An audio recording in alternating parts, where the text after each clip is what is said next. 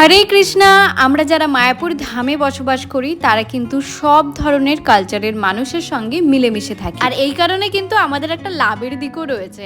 আজকে যেরকম আমি চলে এসেছি এই সাউথ ইন্ডিয়ান মাতাজির বাড়িতে ধোসা পার্টি করতে। ভাত ডাল বানাতে যেরকম আমরা বাঙালিরা পারদর্শী, মানে আমরা ভাত ডাল সবজি খুব সুন্দর বানাতে পারি, তেমন তোমরা তো জানোই সাউথ ইন্ডিয়ানরা ইডলি ধোসা সাম্বার এগুলো বানাতে পারদর্শী। যেহেতু এগুলো ওরা ডেইলি খায়, তাই ওদের সঙ্গে কিন্তু ধোসা বানিয়ে আমরা বাঙালিরা পারবো না। যতই আমরা রেস্টুরেন্টে গিয়ে খাই, কিন্তু প্রপার একজন সাউথ ইন্ডিয়ানের হাতে সাউথ ইন্ডিয়ান ধোসা খাওয়ার কিন্তু মজাই আলাদা। আজকে ধোসাটা এত দারুণ হয়েছে বলার মতন না। তার থেকেও ভালো হয়েছে সাম্বারটা।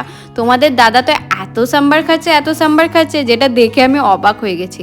জানো তো, সময়ের সঙ্গে সঙ্গে কিন্তু মানুষের টেস্টও চেঞ্জ হয়। আমার কিন্তু ছোটোবেলা সাউথ ইন্ডিয়ান কোনো খাবার ভালো লাগতো না। আমি না খেতাম ইডলি, না খেতাম ধোসা, না খেতাম সাম্বারের গন্ধ তো আমি নিতেই পারতাম না। কিন্তু এখন কিন্তু আমার ইডলি ধোসা সাম্বার এগুলো বেশ ভালো লাগে।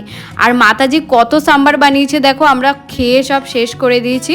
আর লাস্টে কিন্তু তোমাদের দাদাও ধোসা বানিয়েছে। তোমাদের দাদাও কিন্তু ধোসা বানাতে পারে। তোমাদের দাদা হলো সর্বগুণে সম্পূর্ণ, সে সব কিছু বানাতে পারে। তো তোমাদের কেমন লাগে ধোসা খেতে বা সাউথ ইন্ডিয়ান খাবার খেতে অবশ্যই কমেন্ট করে জানিও। সবাইকে টাটা অ্যান্ড হরে কৃষ্ণা।